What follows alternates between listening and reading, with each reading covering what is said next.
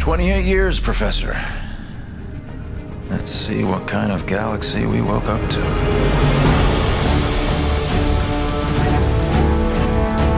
We had a very specific story we wanted to tell, and in particular, new characters that we wanted to introduce. And I think RTS players have higher expectations from story, and we wanted to make sure we did that in the strongest way possible.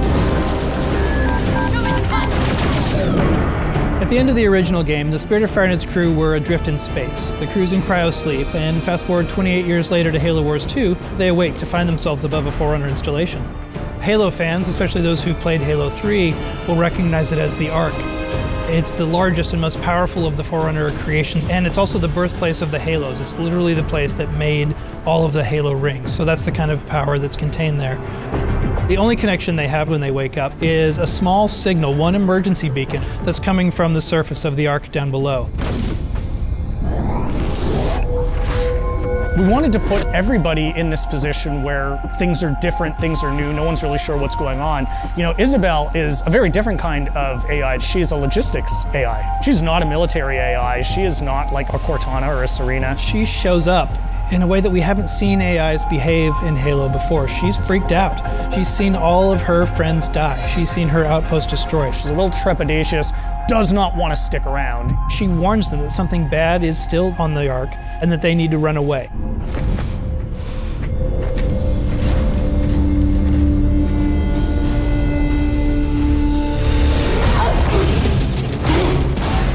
The Spartans from Halo Wars, last time you saw them was in the original Halo Wars, just tearing down a pack of elites. And here are those same Spartans being taken apart by one guy. Who is this guy? They meet Atriox for the first time. He surprises them. The Spartans expect a brute, they get much more than a brute in Atriox. There's actually more to this guy. He's not just a really strong brute. He's good at tactics, he's good at outthinking his opponents. That was the genesis of that character, of what if one brute was not only stronger than the others, but also incredibly intelligent.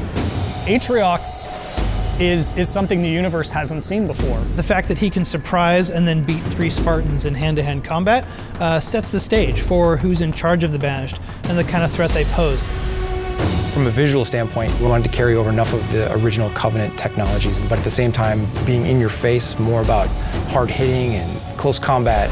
You know what a Wraith does if you've played Halo, but you've never seen a Wraith look like this before. Lots of layered armor, lots of ramming spikes, things that spoke to a brute's sensibilities and aesthetic choices. This is who they're going to have to fight. This is who Captain Cutter has to beat. Our astronavigation system can't pinpoint a location. We're not on the map anymore. But as the captain of this ship, he is 28 years out from his last set of orders. Like, what do you do when you are supposed to report into this hierarchy, but you literally haven't seen them for almost 3 decades? We didn't drift out of the galaxy in 28 years, Professor. The crew wakes up, they have no idea what's going on, and he comes across this massive banished force. He's always chosen his crew over his own advancement. They've been through hell and back, and they wake up in this universe they don't understand, and he's going to do whatever he needs to do to protect his crew. And that sets off a really fascinating face-off.